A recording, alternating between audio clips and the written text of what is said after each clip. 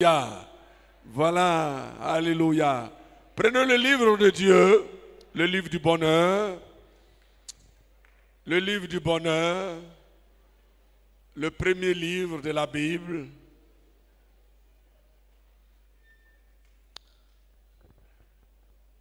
Notre aîné, le pasteur Karim, est pasteur principal de l'église des assemblées de Dieu de Marcory sans fil.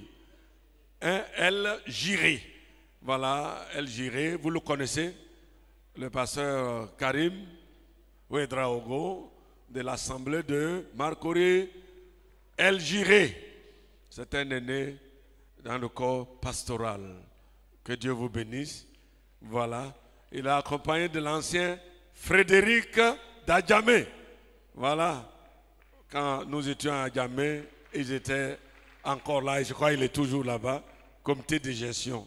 Que Dieu le bénisse. Et notre papa, l'ancien Ilbodo, voilà. Quand j'étais à Niamey, ils m'ont tellement accueilli à Koumassi. L'ancien papa, que Dieu te bénisse. Très ravi de te voir. Et qui j'ai oublié encore de la délégation? Qui? C'est toi et Satan, j'ai oublié. Tu vas là à Ganaouni. Voilà. Nous avons de très bonnes nouvelles de Ganaouni. Amen. Le pasteur Unkou est revenu faire quelques jours avec nous et il nous a donné de très bonnes nouvelles. Très, très, très bonnes nouvelles. Au point que le pasteur qui est l'homme qui supervise le lieu, il dit qu'il n'a jamais vu une telle action au nord. Je lui ai dit, pasteur, c'est le temps de Dieu. Le temps de Dieu, il fait des choses merveilleuses et glorieuses. Ils étaient 25 adultes le dimanche et plus de 15 enfants qui étaient là pour écouter la parole de Dieu. C'est magnifique. Ce n'est pas donner des évangélisations au nord et puis les cultes, les différents cultes, il y a des noms comme ça, que c'est magnifique. Et toute la ville est impressionnée par ce qui a été fait, les actions sociales menées, les soins médicaux accordés et aussi les grands miracles que Dieu a opérés dans cette grande localité. Les gens viennent de partout pour voir cette folle qui a été délivrée, folle de 33 ans, remise totalement à sa famille et c'est magnifique. Ces enfants c'est des personnalités ici. Ils sont allés voir leur maman, que ça fait pleurer, c'est la joie. Et tout ça, c'est l'évangile et c'est grâce à votre générosité que nous avons pu accomplir une telle œuvre. Continuez à réfléchir sur d'autres nouvelles perspectives, nouvelles localités où nous irons encore avec la grâce de Dieu, frapper les ténèbres et imposer la lumière de notre Seigneur et Sauveur Jésus-Christ. Amen. Genèse chapitre 6, versets 5 à 22. Genèse chapitre 6,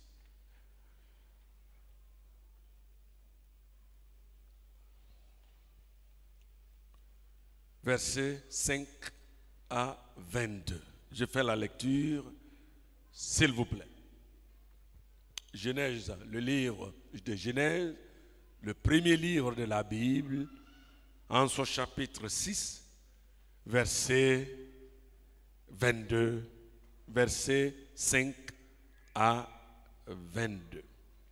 L'Éternel vit que la méchanceté des hommes était grande sur la terre et que toutes les pensées de leur cœur se portaient chaque jour uniquement vers le mal.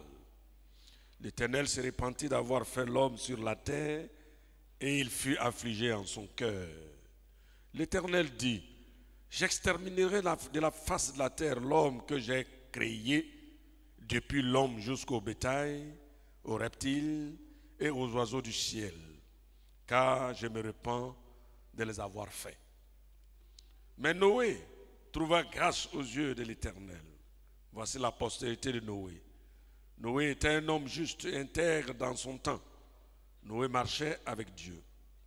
Noé engendra 3 fils, Sem, Cam et Japhet. La terre était corrompue devant Dieu. La terre était pleine de violence. Dieu regarda la terre et voici, elle était corrompue.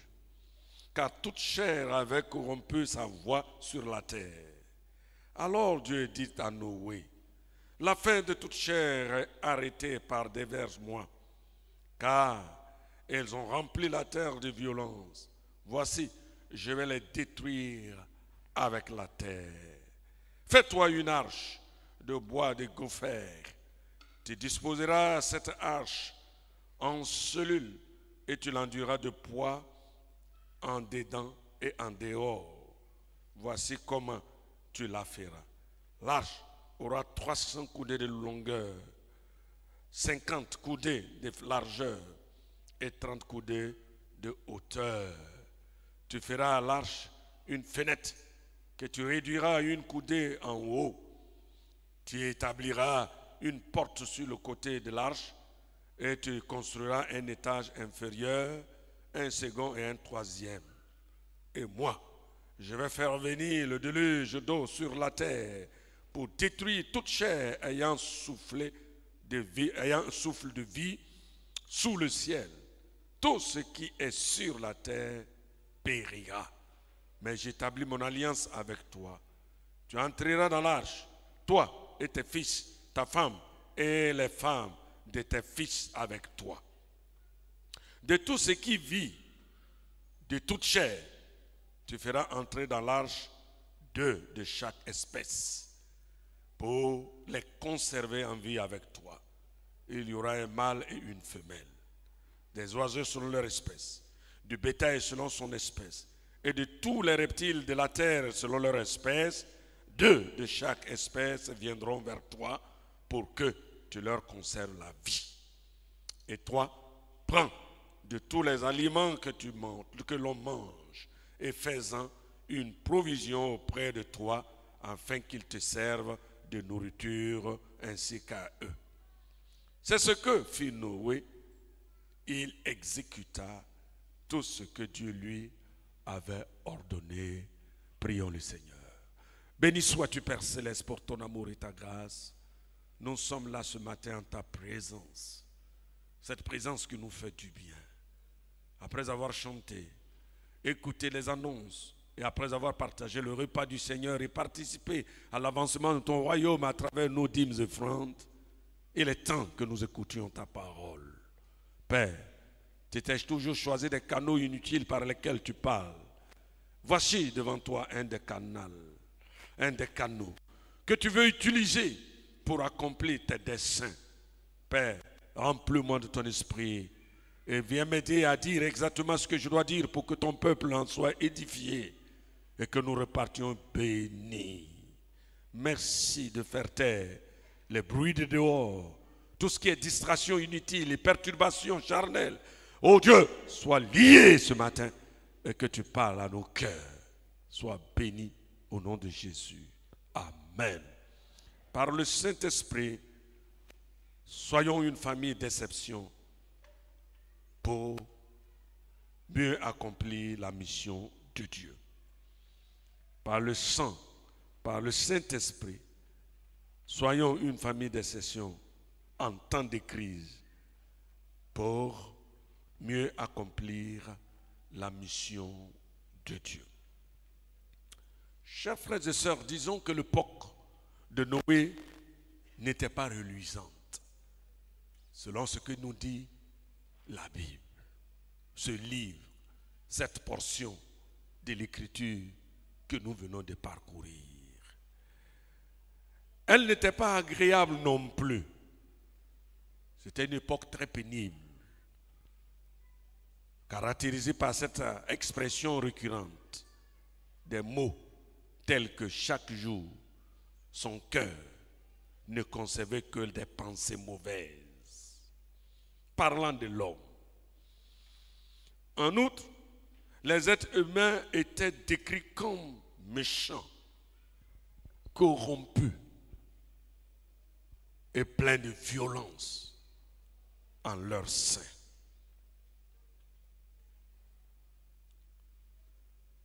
Alors, qu'est-ce qui se passe? Dieu va manifester ouvertement son mécontentement à l'égard de la personne humaine et se décide de détruire le monde d'alors.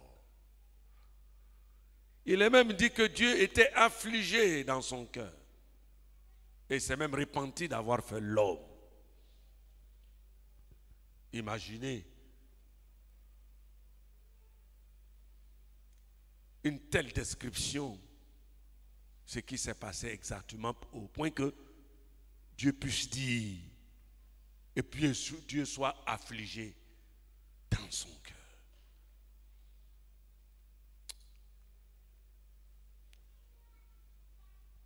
Oui, Dieu va se décider de détruire.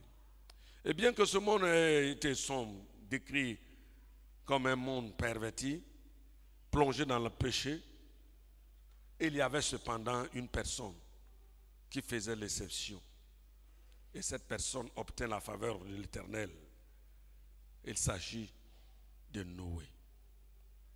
Il a été décrit comme un homme juste, intègre, parmi ses contemporains. Un homme juste. Il faisait l'exception. C'est pourquoi nous disons par le Saint-Esprit, sois une famille d'exception. En temps de crise, en vue d'être un instrument que Dieu veut utiliser pour accomplir ses desseins. Qu'en est-il en réalité de notre monde actuel aujourd'hui? Malheureusement, ces paroles qui ont été dites il y a des milliers et des milliers d'années au sujet des temps de Noé, ces mêmes paroles peuvent être dites aujourd'hui et s'appliquer clairement à notre société. Vous êtes d'accord avec moi? Oui. Malgré son développement, malgré la science qui a connu un essor considérable, malgré notre vie d'épanouissement, des conditions de vie améliorées, en guillemets, mais le cœur de l'homme est toujours le même. Le monde d'aujourd'hui n'a jamais été aussi malade que par le passé. Un monde de confusion, de mélange, de sodomie, d'injustice, de violence, de toutes sortes d'actes et d'impuretés qui caractérisent le monde actuel au point que le mal est très célébré et le bien est ignoré.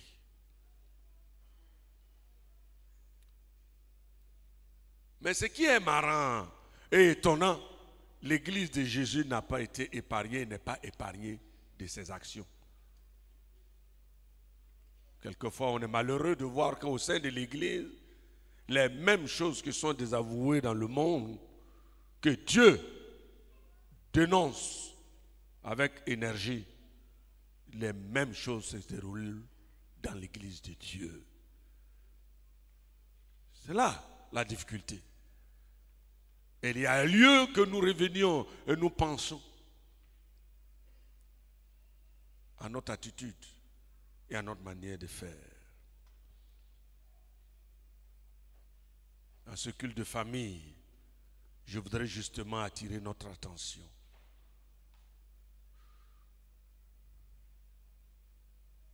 Interpeller quelqu'un, interpeller une famille à faire l'exception. Comme Noé le fit en son temps. Cela m'amène à se poser des questions. Est-ce qu'il y a vraiment, y a-t-il une famille capable de faire l'exception et d'obtenir de Dieu une faveur à l'image de Noé? Si oui, qu'est-ce qui peut caractériser une telle famille d'exception en temps de crise? C'est autour de toutes ces différentes interrogations que nous développons notre thème qui a été annoncé ci-dessus. Y a-t-il une famille capable de faire l'exception et d'obtenir la faveur de Dieu à l'image de Noé? Oui, il y a, et il y en aura, et il y en a. Car il y a toujours un reste avec lequel Dieu compte. Un reste sur lequel Dieu peut compter. Comme au temps du prophète Élie, il est dit qu'il y avait un reste qui n'avait pas fléchi les genoux devant Baal. 2 Rois chapitre 19, verset 13. Il y a toujours un reste. Et je souhaite et je désire que tu fasses partie de ces restes en ces temps de la fin où il y a une confusion totale dans l'esprit des hommes. Aujourd'hui, les gens ont des problèmes avec la vérité. Même au milieu des serviteurs de Dieu. Ils ont des problèmes avec la vérité. Ils ont des problèmes avec la droiture. Ils ont des problèmes avec ce qui est honnête, ce qui est transparent, ce qui est clair, ce qui est loyal, ce qui est juste, ce qui est transparent.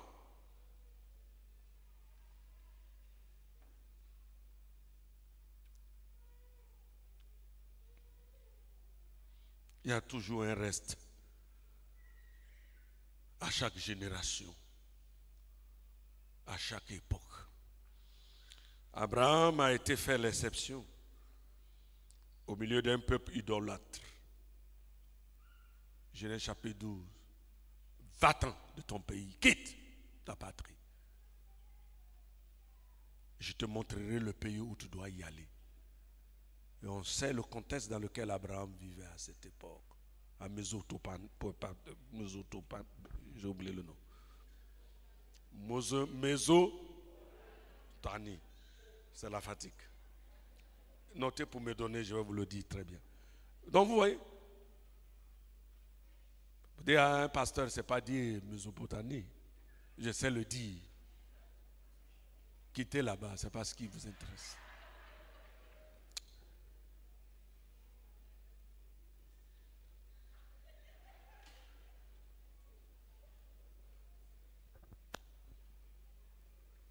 Je parlais du contexte topographique du texte. Est-ce que vous connaissez ça? Vous ne connaissez pas le contexte topographique? Vous ne connaissez pas aussi le contexte onopastique du texte? Vous ne connaissez pas tout ça?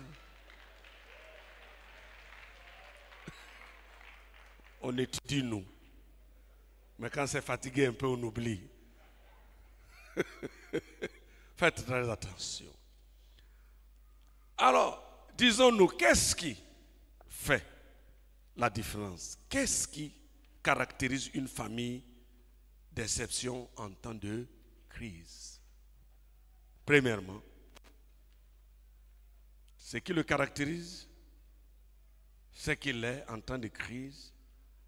Il faut être, le mot revient, un homme d'exception. Bien que le monde est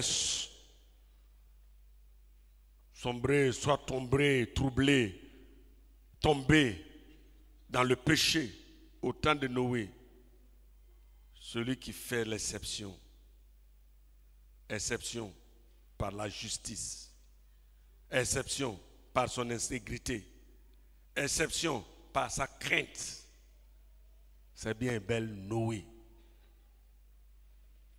Donc ce que Dieu veut de toi, c'est qu'en temps de mélange, en temps de confusion, en temps de difficulté, sois un homme d'exception. Et Dieu attend ça aujourd'hui.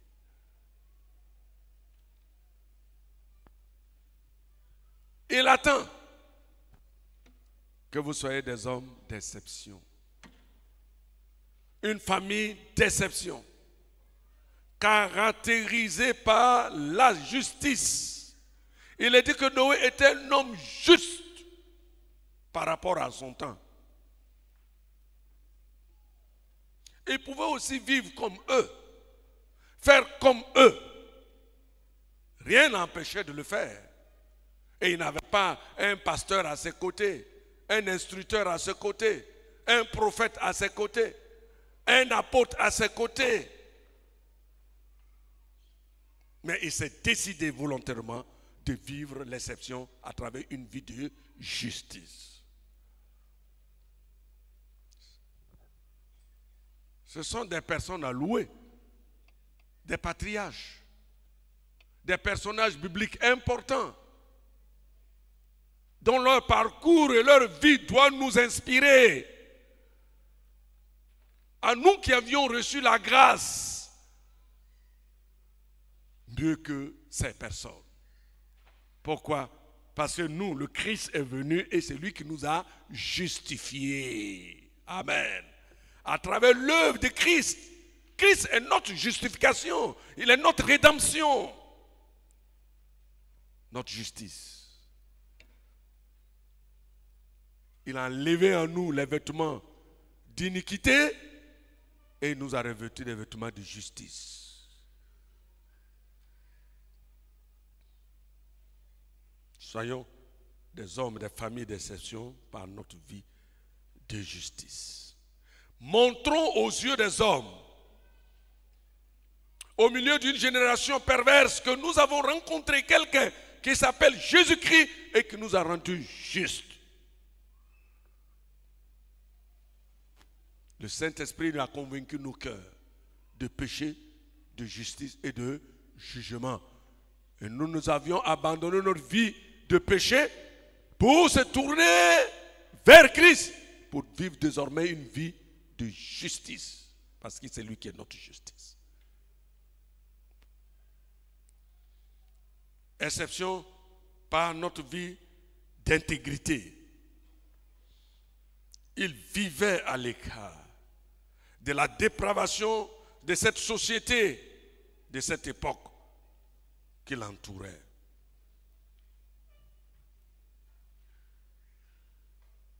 Nous devons être intègres dans tout ce que nous faisons. Intègres dans la gestion, intègres dans nos paroles, dans nos propos. Soyons des hommes intègres, des hommes droits.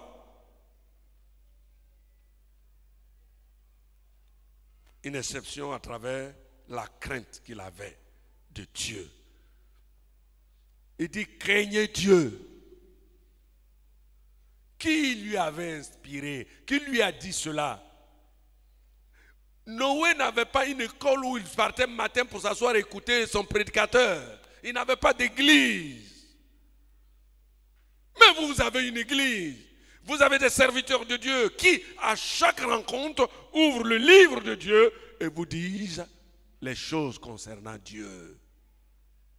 C'est pourquoi vous appreniez davantage à craindre Dieu. Aujourd'hui, la crainte de Dieu a disparu au milieu des enfants de Dieu. C'est aujourd'hui dans l'église, on trouve la sodomie, on trouve le péché, on trouve l'impureté, des choses terribles qui n'existent même pas chez les païens. Mais on peut en voir ça au sein de l'église de Jésus-Christ. Il faut que vous appreniez à abandonner, à lâcher de ces choses et que vous viviez de la crainte de Dieu, la crainte respectueuse de Dieu. Et la crainte de Dieu, c'est la haine du péché. On a la haine du péché, on a peur du péché, on a peur de toucher à ce qui est interdit, ce que Dieu désapprouve. Mais aujourd'hui, beaucoup de chrétiens et de chrétiens, la conscience cautérisée complètement, ça donne à l'iniquité, au péché, sans retenue. Et il faut que vous appreniez à arrêter, à cesser, et vous démarquer des autres. Et en mettant en évidence la crainte que vous avez pour notre Dieu, le respect, la considération que vous avez pour sa personne et sa parole et son nom. Aujourd'hui, beaucoup mentent. Et puis ils prennent Dieu à témoin.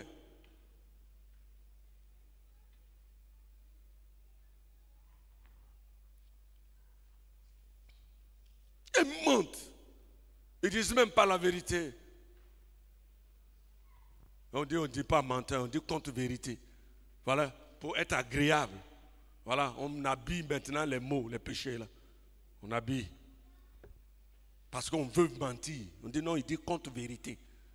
Ou bien la moitié de la vérité. Tu es un menteur? Qui a inventé cela? C'est nous. Et c'est dans toutes les langues, il n'y a pas menteur dedans. En lobby, on dit Funkure Susoro.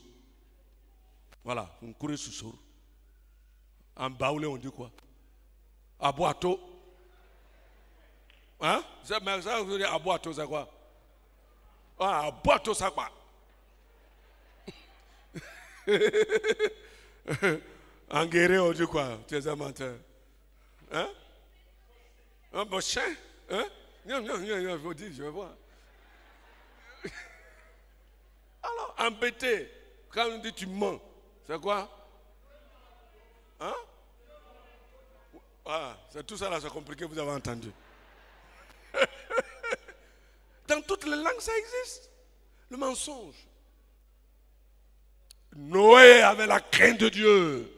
Il évitait de se compromettre et de faire comme les autres.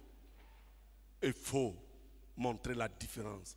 Être une famille, être un homme d'exception, une femme d'exception, à travers une telle caractéristique de vie à mener au quotidien pour que le nom du Seigneur soit glorifié. Amen. Deuxième chose.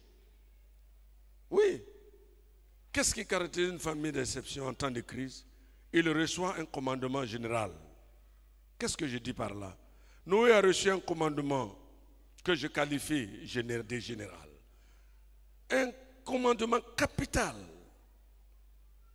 vital. Fais-toi une arche. Fais-toi une arche. Oh oui. Fais-toi une arche.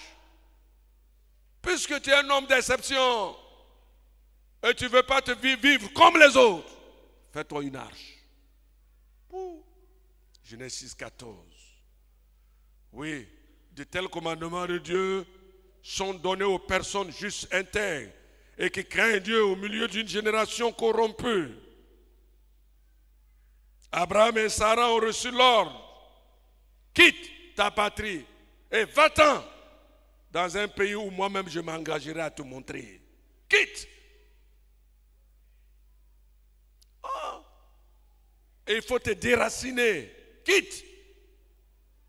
Et Abraham a reçu un ordre capital. Pour recevoir un tel commandement de Dieu, il faut être sensible à la voix de Dieu.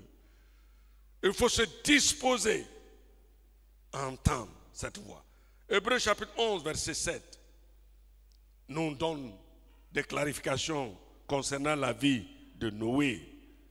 Il dit, c'est par la foi que Noé est divinement averti. Par la foi. Oui, cela est possible par le Saint-Esprit de recevoir les commandements de Dieu. Dieu t'a dit des choses te concernant pour améliorer ta condition de vie spirituelle. Il t'a parlé à travers les prédications, à travers les dons spirituels. Et toi-même, personnellement, dans ta dévotion, il t'a parlé. Qu'en est-il des ordres que tu as reçus de Dieu? Ces commandements que tu as reçus de Dieu. Qu'est-ce que tu as fait de cela? Dieu t'a assez dit, arrête avec une telle vie. Arrête avec une telle manière de faire. Je ne suis pas dedans. Je ne me retrouve pas dedans. Cela ne me glorifie pas. Cela ne me lève pas. Cela ne m'honore pas. Arrête, arrête, arrête. Il te l'a déjà dit 1001 fois. Pourquoi tu persistes et tu continues dans une telle vie?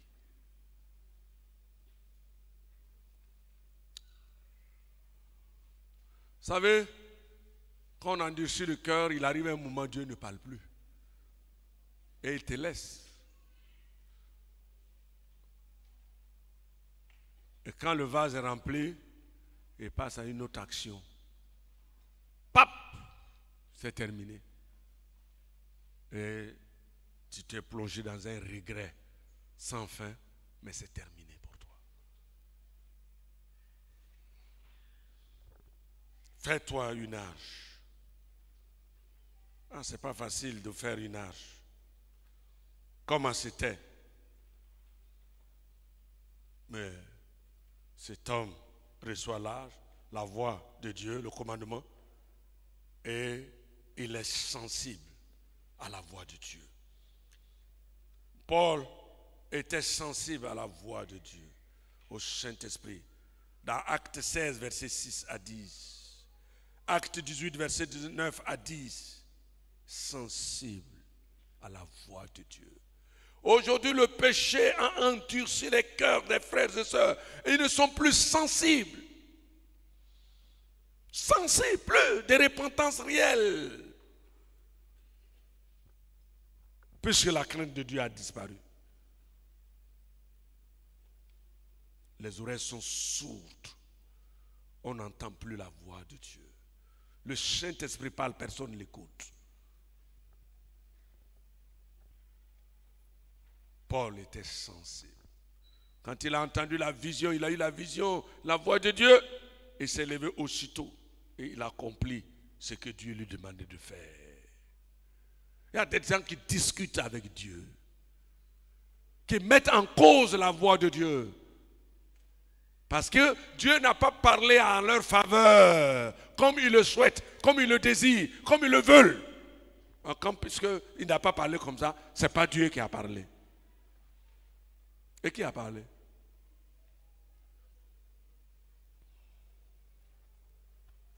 Les gens aiment entendre des paroles agréables.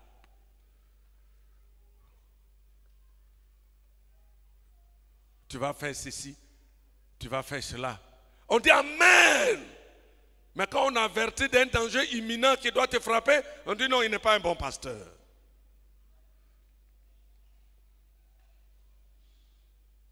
On veut entendre que tout va marcher. Tout ira mieux. Et il y a des spécialistes qui savent gaver les gens de par de telles fausses promesses qui ne viennent même pas de Dieu et qui disent que Dieu m'a dit. Dieu m'a dit. Mais si Dieu t'a dit de dire là, en même temps que tu dis les choses, ça va se réaliser. Mais à la prochaine rencontre, soi-disant de restauration, c'est le même Dieu m'a dit. Les mêmes choses Dieu m'a dit. Les mêmes choses je vois. Tu vois quoi? Des choses que tu n'as même pas vues et tu dis tu vois. Pour fatiguer la psychologie des gens. Ils jouent avec la psychologie des gens. Oui, Dieu m'a dit. Et ils vont dire 1000 choses. Naturellement, si on dit 1000 choses, tu peux te retrouver dans une chose. Tu peux te retrouver dans une chose. J'ai vu, tu n'as pas dormi il y a 3 semaines. On est fatigué, on a des problèmes, on n'a pas dormi. Des problèmes de famille sur lesquels tu as pensé toute la nuit. Ça là, qu'est-ce qui est extraordinaire dans ça? Qu'est-ce qui est extraordinaire? Mais ils ne voient jamais Covid qui devait venir pour tuer le monde. Ils ne voient jamais Covid. Ils ne voient jamais les calamités. Ils ne voient jamais des choses. Mais c'est des choses qui chatouillent l'intelligence de l'homme, qui fatiguent la compréhension de l'homme, la psychologie. Ils jouent avec les gens. Et puis bon, malheureusement, les sœurs sont plus sensibles. Ils crient, ouais! Et puis ils tombent, ils roulent. Si quelqu'un vient vous faire tomber ici, vous tombez, vous allez voir. Ça veut dire quoi ça? Vous avez vu quoi? Vous avez vu, c'est quoi ils ont vu? Vous êtes des divins. La divination est simple. Si vous voulez être des divins pour voir les choses, il y a une manière de faire. Les sorciers vont vous apprendre comment ça se fait. Pour voir, pour avoir 4 yeux, on va vous apprendre comment les initier, comment ça se passe. Allez-y dans le monde des occultes, ils vont vous dire comment ça se passe. Vous avez fait ça? Nous qui avons adoré fétiche là, on a des problèmes avec ces choses-là. Ça nous fatigue. Parce qu'on regarde, on rit, on se moque de... Qu'est-ce que tu as vu même? Tu n'as rien vu. Et tu viens fatigué, tu dis 50 choses, tu as vu 50 choses dans la vie des gens. Il faut être sensible à la voix de l'Esprit de Dieu. Amen. Paul était disposé à aller à Bithynie. La nuit, un Macédonien vient, il lui parle. Il a écouté la voix de Dieu et il est parti à Macédoine. Il dit, secours-nous. Amen. C'est que Dieu dit, la voix de Dieu, c'est pour toujours accomplir les actions qui glorifient le nom de Dieu. Faites la différence entre la voix de Dieu. Faites la différence entre la voix du diable. Faites la différence entre votre propre voix. C'est pourquoi je fais attention au ministère de prophète. Bien que moi-même j'ai des grains de prophétie. Je peux te dire attention, ce que tu fais là, si tu continues, voilà ce que tu vas arriver. Elle est témoin. Je n'aime pas valoriser ça. Pourquoi? Parce que c'est un domaine très complexe. Il y a la voix de Dieu, il y a ta propre voix et il y a la voix du diable. Où est la voix de Dieu dans ça? Ceux qui disent la voix de Dieu, ça apaise le cœur de tout le monde. Et c'est toujours confirmé par la sainte parole de Dieu. Ceux qui disent leur voix, c'est pour se donner une légitimité.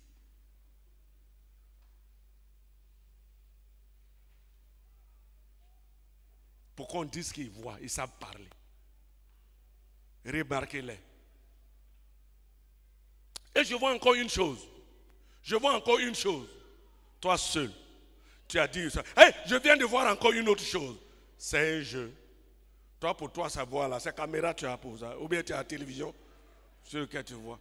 Tu ne prends même pas le temps de prier. C'est toi qui vois toutes choses. C'est pour se donner une légitimité. Comme Élie qui demande que le feu tombe. Le feu est tombé là. Quels sont les bénéfices qu'il en a tirés? Il a tué des gens. Quand le feu tombe, il y a la repentance. Et les gens se convertissent. On ne tue pas. Maintenant, on te menace, tu cours. Toi, Élie, tu vas où? Tu es garçon. Tu n'as pas dit Abdias est peureux. Pourquoi il a caché les autres prophètes? Maintenant, on te menace, tu cours. Je suis le seul qui est resté d'entre les prophètes. Je ne suis pas dit je vais mourir. Tu vas mourir pour aller où?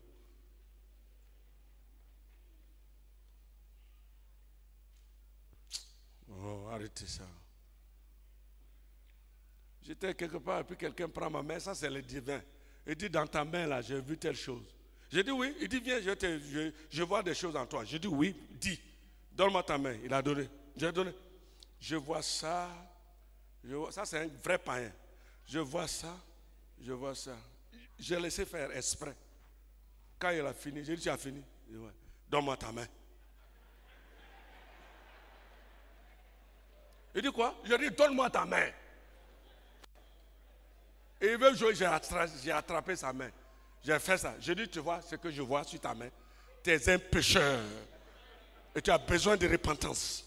Si tu ne te convertis pas et que tu meurs, tu vas à l'enfer. Et tu es un menteur. Donne ton cœur à Jésus. Si tu ne donnes pas ton cœur à Jésus, voilà ce que je vois en toi. Voilà ce que je vois. Il dit, lui qui voulait m'impressionner. Tu vois quoi? Ma main, Dieu a fait ma main. Qu'est-ce que toi tu vois dedans? J'ai vu qu'il y a telle chose qui te poursuit pour jouer sur ma psychologie. Ah, telle chose, il y a tel ennemi. Je l'ai laissé, il allait jusqu'au bout. Je lui ai dit, tu as fini, merci beaucoup. Donne ta main. Moi aussi, je vois. Ce que je vois là, c'est que tu es perdu. Voilà, et Jésus est venu pour chercher et sauver ceux qui étaient perdus. Et il allait jusqu'à la croix du Calvaire. Si tu ne lui donnes pas ton cœur et que tu demeures dans cet esprit de divination, tu meurs, tu vas à l'enfer. Ma main est sanctifiée par le sang de l'agneau. C'est clair? Il est parti vite. C'est plus occupé. Soyez sensibles à la voix de Dieu. La voix de Dieu est rassurante. La voix de Dieu apporte la paix. La voix de Dieu apporte la quiétude. La voix de Dieu apporte la tranquillité. La voix de Dieu apporte l'espoir. La voix de Dieu oriente. La voix de Dieu dirige. La voix de Dieu canalise.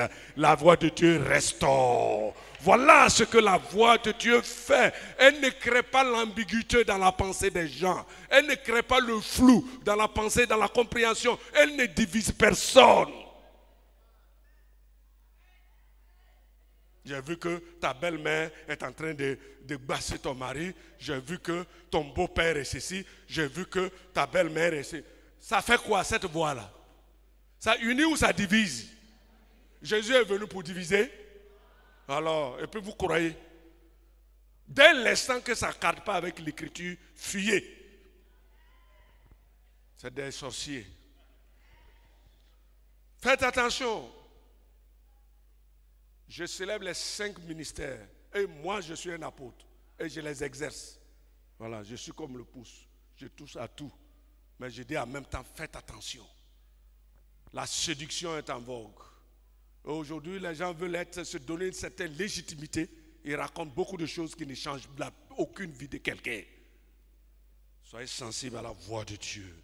Noé a été sensible. Et il a reçu l'ordre du Seigneur. Parce que Dieu sait compter sur lui. Et il collabore avec lui. C'est là un homme de déception. Dieu sait te faire confiance. Il te distingue. Il te choisit. Il t'enlève. Il te sélectionne. Au milieu d'un peuple. Parce qu'il sait que tu peux être fidèle à ce qu'il te dit d'accomplir. Je termine en disant la troisième chose. Il obéit à l'ordre donné, au commandement de Dieu. Noé obéit et se décide à construire l'arche. Cette obéissance de cœur et d'attitude va amener Dieu à lui donner tous les détails de cette œuvre à construire. Oui, il donne des détails, des précisions. Parce qu'il sait que Noé est un homme dont le cœur est disposé, prêt à faire ce que lui, il demande de faire. Ce n'est pas quelqu'un qui va faire à peu près. Non. Non. Noé va recevoir l'ordre. Construire l'arche qui permettra d'abriter son peuple, sa famille. Les dimensions de l'arche mettent en évidence les attitudes de l'écriture auxquelles l'on doit croire. Et il doit obéir. Il parle de 300 coudées de longueur. Une coudée évaluée à 50 cm. 300 coudées, ça fait 150 mètres de long. 50, ça fait 25 mètres. 30, ça fait 15 mètres. Toutes ces dimensions rappellent, oui, justement, la proportion d'un paquebot moderne que Noé devait construire. Construire une telle œuvre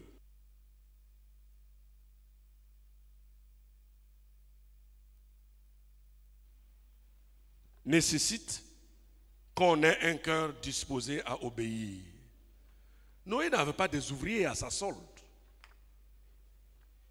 Construire un paquebot moderne de 150 mètres de long. Il n'avait pas de machine pour couper les bois. Il est coupé avec quoi? Il n'y avait pas une tronçonneuse. La hache est ce qu'il avait à sa portée. C'est pour cette raison, certains commentateurs disent qu'il a pris 100 ans pour construire. D'autres disent 103 ans. Ça dépend des versions. Mais il a mis assez de temps.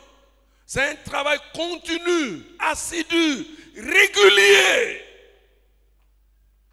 Voilà ce que Dieu demande d'un homme d'exception, d'une famille d'exception, d'une femme d'exception. Obéir à la lettre et de façon rigoureuse ce que Dieu nous demande de faire. Cela est très important. Cela est important. En temps de crise, quelquefois on est mélangé. Mais Noé a obéi. Et chaque jour il était commis à la tâche. Ça veut dire quoi? Vous avez été appelés, et en ce temps de la fin où tout le monde ne vient qu'à l'église les dimanches, alors qu'il y a le mardi, il y a jeudi, il y a les veillées, il y a les jeûnes de prière. Dieu attend de vous que vous soyez exceptionnels par rapport à toutes ces choses, au milieu d'une génération perverse, dans un monde corrompu, comme au temps de Noé. Mais Dieu veut que vous soyez réguliers, constants dans ce que vous faites pour sa gloire. Amen. Il faut qu'il ait la constance en nous. Il faut la constance.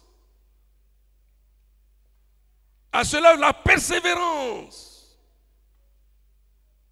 En respectant exactement ce qui nous a été dit dans sa parole.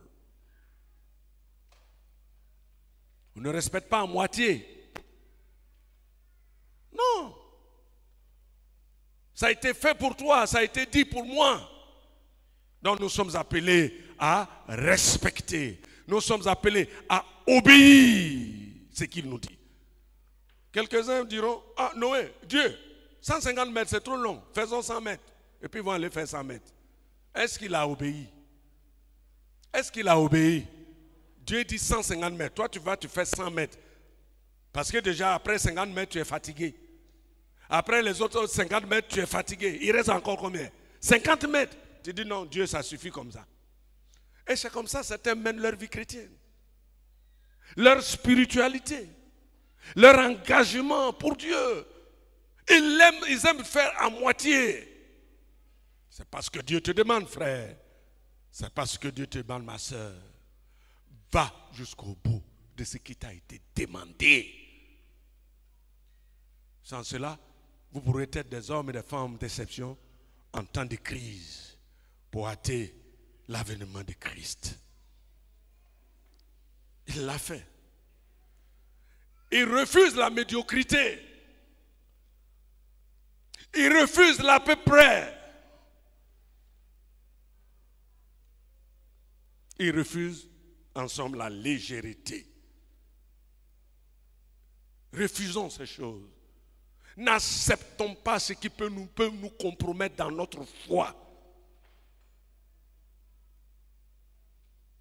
Toi qui as un copain, soi-disant c'est lui qui t'entretient, arrête. Arrête. Ce n'est pas une bonne vie. Combien de temps il se moquera de ton corps et de ta personne?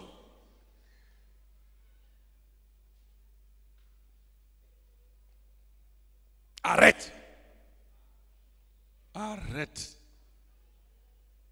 Non, non, mais si je fais que ce n'est pas dans ça, je paye dîme, je paye offrande, on s'en fout de ça. C'est pourquoi quand on prend nos dîmes, nos offrandes, on prie pour ça, pour Dieu les sanctifie. Il n'a qu'à les sanctifier. Parce que ça vient de partout. Juste ou injuste, ça vient de partout. Dieu, ça va dans ton trésor sacré. Tu sais qui a donné ou qui n'a pas donné, d'où est venue la source ou pas. Dieu s'en occupe. Ce n'est pas à nous. Mais arrête avec ta vie de péché. Ton copain qui t'entretient et qui laisse sa femme à la maison, qui pleure matin et soir. Ces pleurs-là tombent sur toi. Qu'est-ce que tu vas devenir? Malheureuse. Et toi, homme, qui a ta femme à la maison et qui entretient des prostituées dehors,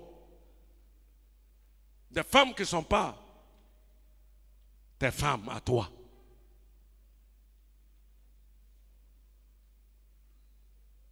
Tu es en train de souiller le lit conjugal partout où tu vas. Le lit conjugal, là, on voyage avec. Ce n'est pas le matelas qui est à la maison, on soulève pour se promener. Le lit conjugal, là, c'est nous. C'est toi, homme, c'est toi, lit conjugal. La femme, c'est toi, lit conjugal. Tu voyages avec. Et tu es en train de souiller. Qu'est-ce que tu veux? Qu'est-ce que tu veux montrer? Tu n'es pas au temps de Noé, où il y a une telle dépravation, une telle perversité, une telle vie de mélange, de confusion. Dieu a jugé par le déluge. Ce sont des choses que Dieu n'aime pas. Et prends Sodome et Gomorrhe, qu'est-ce qu'il a fait? Il a jugé par le feu. Certes, aujourd'hui le feu et le déluge ne descendront pas, mais tu vis le déluge dans ta maison, dans ton travail. Tout est inondé, rien ne va, rien ne marche. Il y a le déluge en toi, il y a le feu en toi. Dans ton cœur, il y a le feu. Dans tes affaires, il y a le feu, il y a le déluge. Tout est inondé. Il n'y a pas de visibilité à cause de ton état de vie et de ton comportement. Quitte dedans pour être un homme interception en temps de crise, de confusion. Quitte parce que Dieu te donne une autre mission, c'est de construire une arche. Obéis à la parole de Dieu. Souhaitons que l'église d'Angré soit une église d'exception. Dites Amen. Par votre vie d'intégrité, de pureté, de justice, de sainteté. En respectant ce que Dieu dit de faire. Qu'est-ce que Dieu dit de faire? Il nous dit mardi, soyons là, évangélisons. Il nous dit jeudi, soyons là, intercédons et prions pour le réveil, Et quand il y a ce réveil, on peut accomplir de façon dynamique le mandat que Dieu nous a confié. Il vient bientôt. Alors, mais si on se limite au dimanche, ça veut dire de faire 150 mètres de long, tu as fait 50 mètres. Tu pourras construire une arche? Tu peux? Est-ce que tu obéis?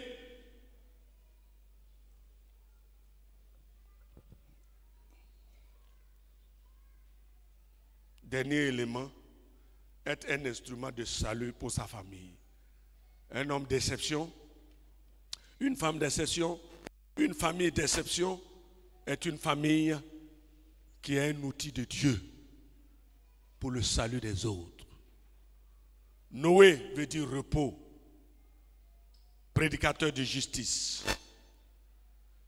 Noé, de par son nom, et il illustre le principe de la foi qui sauve. Hébreux chapitre 11, verset 7. Oui. Un instrument de salut pour sa famille. Et cela doit nous préoccuper tous. Le salut de nos enfants. Le salut de nos parents. Le salut de notre village. Le salut de notre nation. Et le salut du monde. Cela nous doit nous préoccuper. C'est là un homme d'exception. Une femme d'exception. Et une église d'exception. Oui. On ne va pas à l'église pour aller à l'église. Parce qu'on est religieux. Parce que c'est dimanche matin. On n'a rien à faire à la maison. Non, cependant, tu as travaillé toute la semaine. C'est le lieu de dormir. Et regardez toutes les chaînes du monde. Canal vous offre plus de 30 combien de chaînes. Zappez, après tu regardes ici, tu vas. Sans oublier vos YouTube qui sont dans vos mains. Les femmes même en préparant, ils regardent. Ils font sauce plein de sel, plein de piments. C'est pas cuit, c'est quoi? Parce que c'est YouTube ou Facebook qui a tout tué.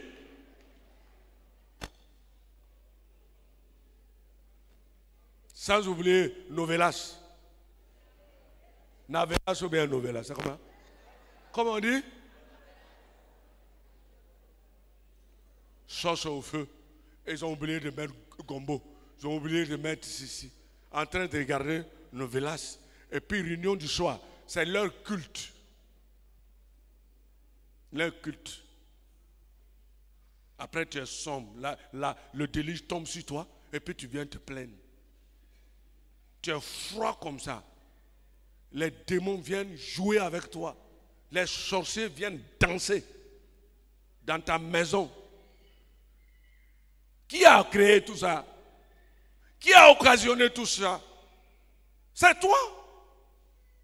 Votre famille, nos familles doivent contribuer à sauver d'autres familles. Voilà le rôle de Dieu. Le désir de Dieu pour vous, pour moi. Noé s'est disposé à être un instrument de salut de sa famille. Parce qu'il a obéi à construire l'arche.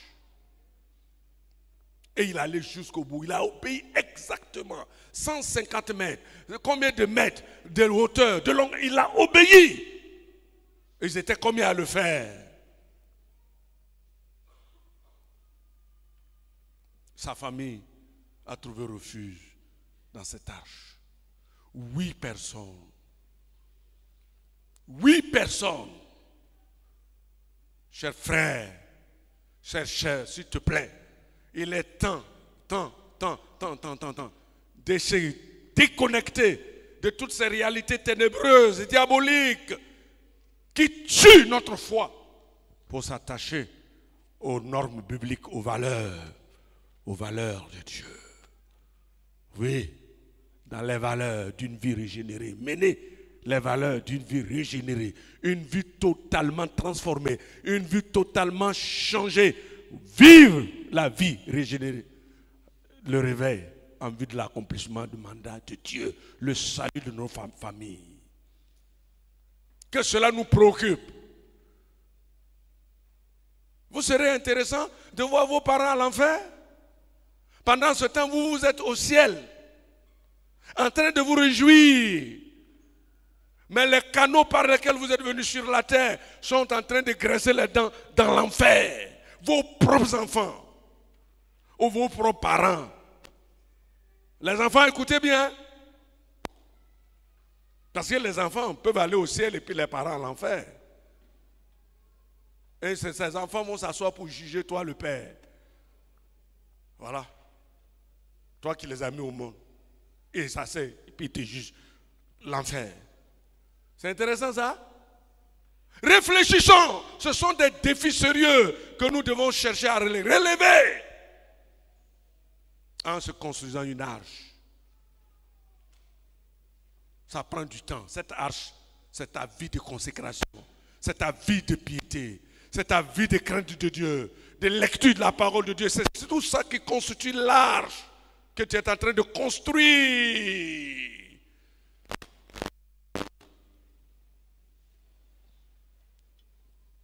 Je vous exhorte, par la compassion de Dieu, à vous déconnecter de tout ce qui veut vous perdre et construire un lieu de repos. Repos. Il faut être un père de famille, doit donner le repos. Le repos économique à ses enfants, le repos affectif à ses enfants, le repos social à ses enfants. Une mère également doit donner le repos. De par ta manière de faire. Ce sont là les caractéristiques d'une femme de valeur. Et la femme de vertueuse, de proverbe, nous donne ces éléments importants. Elle a donné du repos à son mari et à ses enfants. Elle pense à un chant, elle l'acquiert. Voilà ce que vous devez être. Repos en toutes choses. Jouez notre rôle en annonçant, en instruisant. Le salut est une bénédiction réelle, personnelle, puis aussi universelle. C'est pourquoi Jésus dit, allez dans le monde entier prêcher la bonne nouvelle à toute la création. Allez! Oui.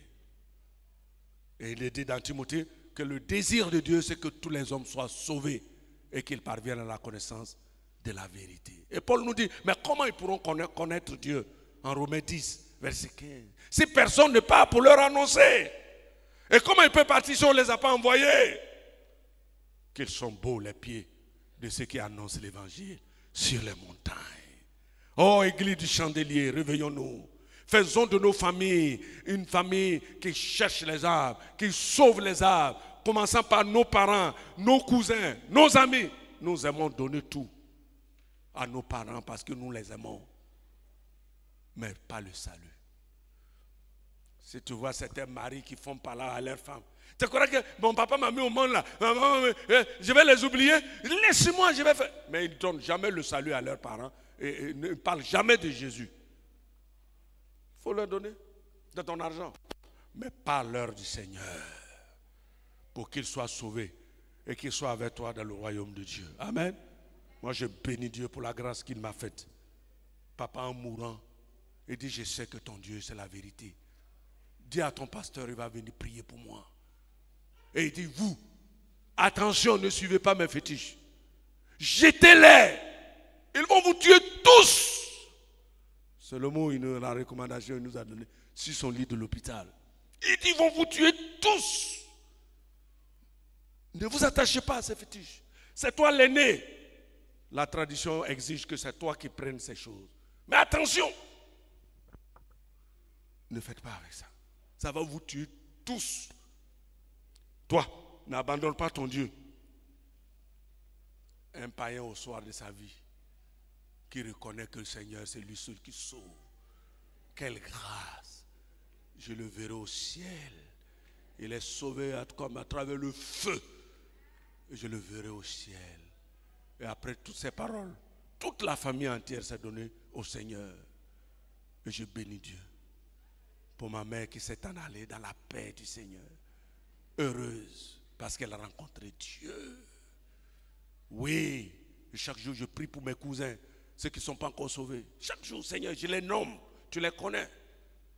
Ah oui, la famille, tes enfants à toi, tes cousins, tes petits-enfants, qu'ils connaissent le Seigneur. C'est urgent. À cause de la breveté de l'homme, peut mourir sans connaître le Christ. C'est pour cette raison, culte de famille. Soyez rassurés que tous vos enfants sont là. Vos cultes de famille à la maison, les dimanches, les réunions du soir, soyez rassurés. Les enfants, ils ont des manières, ils savent dribbler. Mais soyez regardants. Soyons regardants, les pères, les mères. Que Dieu nous aide à construire tous l'arche pour sauver, accorder le repos social, le repos spirituel, le repos affectif à nos enfants et à toutes nos familles. Oui, la femme de Noé, ses 3 fils et leurs époux furent sauvés avec Noé. Genèse 6, 18. La bénédiction de Noé s'étend sur toute sa maison. Sa famille a été complètement sauvée de l'arche. Oui, il faut être sensible à la voix de Dieu, accomplir ce que Dieu nous demande et faire de notre maison un lieu de salut pour les autres. Jésus a dit au fou de Gadara, va vers la maison de ton père, vers les tiens et raconte-leur ce que j'ai fait pour toi. Il est parti aussitôt dans toute la Décapole et il a commencé à annoncer la bonne nouvelle de Jésus-Christ. Chers frères et sœurs, c'est le temps. Donnons-nous le temps de construire une arche. Pas une vie de consécration aiguë, rigoureuse, en nous déconnectant de tout ce qui peut nous perturber et nous perdre. Voyez-vous, il y a eu des gens, quand le déluge tombait, qui connaissent bien Noé. Noé, on était des bons voisins, non? Ouvre-nous la porte. Noé, c'est moi, hein? Ton voisin.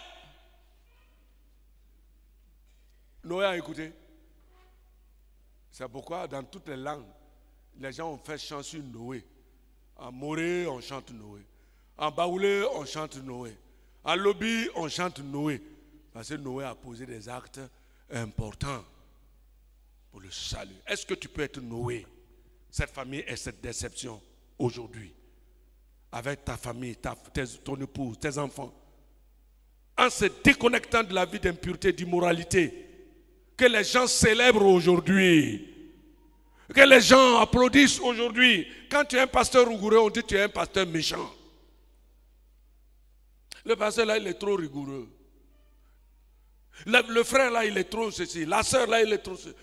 Soyez heureux d'être rigoureux en observant la loi de Dieu. Que de vous compromettre pour périr avec le déluge, dans le déluge. Évitez de périr dans le déluge.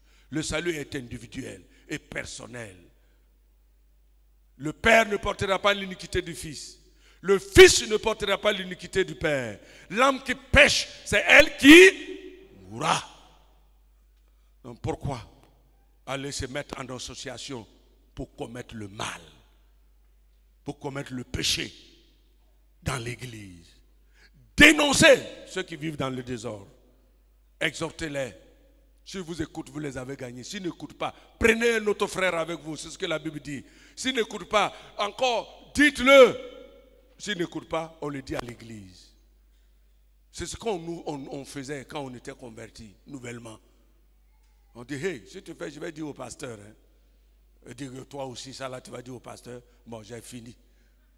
On ne fait plus. Ouais. Mais aujourd'hui, là, on se protège. Parce que l'autre a vu, il faut se protéger. Si tu dis pour toi, je dis pour... Si tu dis pour moi, là, je dis pour toi aussi. Si tu dis pour moi, là, la fois dernière, quand tu as fait là, je t'ai vu, non? L'autre m'a dit, si tu dis pour moi, je dis pour toi. Elle dit, ah bon, il faut laisser tomber. C'est quelle vie ça? Et vous allez vous encourager comme ça dans le mal pour aller à l'enfer. Le déluge va vous emporter. Comme le déluge a emporté les gens du temps de Noé. Mais Dieu ne veut pas que le déluge vous emporte. C'est pourquoi il vous avertit. Soyez une famille d'exception à l'image de Noé. Que Dieu vous bénisse. Amen.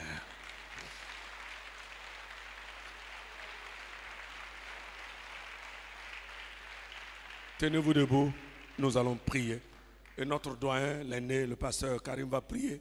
C'est vrai qu'il est venu pour une mission spéciale, mais n'empêche qu'il nous accorde sa bénédiction. Alléluia. Tenez-vous debout, nous allons prier ensemble. Que Dieu fasse de nous, en ce temps de la fin de confusion, des familles d'exception, des chrétiens d'exception, oui, des femmes d'exception, des hommes d'exception, oui, des hommes d'exception, exception par notre vie de justice, notre vie d'intégrité, notre vie de crainte de Dieu. Des hommes d'exception, des femmes d'exception, par notre obéissance à l'ordre donné. Des hommes d'exception, par notre maison qui est désormais maison de salut, prêt pour offrir le salut à d'autres. Et notre maison, c'est nous-mêmes. Il faut offrir le salut aux autres. Parler de Jésus aux autres, afin qu'ils soient sauvés. Ensemble, prions le Seigneur. Seigneur notre Père et notre Dieu, nous te rendons grâce et gloire. Ton amour et ta fidélité qui durent à toujours et à jamais. Merci, ta parole qui fait du bien à nos cœurs, à nos âmes. En ces temps de pourriture, en ces temps de confusion, où le monde est en ci-dessous. Oh notre Dieu, notre Père, oui, nous avons besoin d'être comme Noé en ces temps-ci. Noé, le repos, qui offre le repos, qui sait se mettre à l'écart et qui ne se compromet pas. Ne nous donne pas de nous compromettre, Seigneur. Ne nous donne pas, Seigneur, d'agir comme le monde le fait, mais de nous mettre à part pour accomplir des œuvres qui honorent et qui glorifient ton nom. Donne-nous d'être obéissants, pas à moitié, pas, Seigneur, encore à demi-moitié, mais obéissants totalement aux principes que tu nous donnes, comme Noé a obéi. Il construit une arche de 150 mètres de long, 50 mètres de large, 50 mètres, 15 mètres de hauteur. Seigneur, notre Père, notre Dieu, il l'a fait exactement. Et ton cœur de Père a été réjoui. Oh Seigneur, donne-nous d'obéir. Pas d'obéir à moitié, mais parfaitement et complètement. Seigneur, notre Père, ce que tu nous demandes de faire. Permets que notre famille soit une famille de salut. Nos maisons, Seigneur, servent à communiquer le salut, à communiquer la paix, à communiquer la vie. Oh Seigneur, étends ta main. Bénis l'église du Chandelier. Permets qu'elle soit une église exceptionnelle. Une église exceptionnelle, une église exceptionnelle. Une église qui se démarque, une église qui se détache. Une église réveillée dans sa vie de prière, sa vie d'évangélisation, sa vie missionnaire, sa vie de sainteté, de pureté. Seigneur, que la crainte de ton nom envahisse nos cœurs, nos vies. Oh Père Céleste, bénis cette parole dans nos cœurs. Fais-nous du bien au nom de Jésus. Merci Seigneur. À toi seul soit la gloire. Au nom de Jésus. Nous écoutons la prière de notre aîné afin que Dieu nous aide tous à mettre en pratique ce qui nous a été enseigné.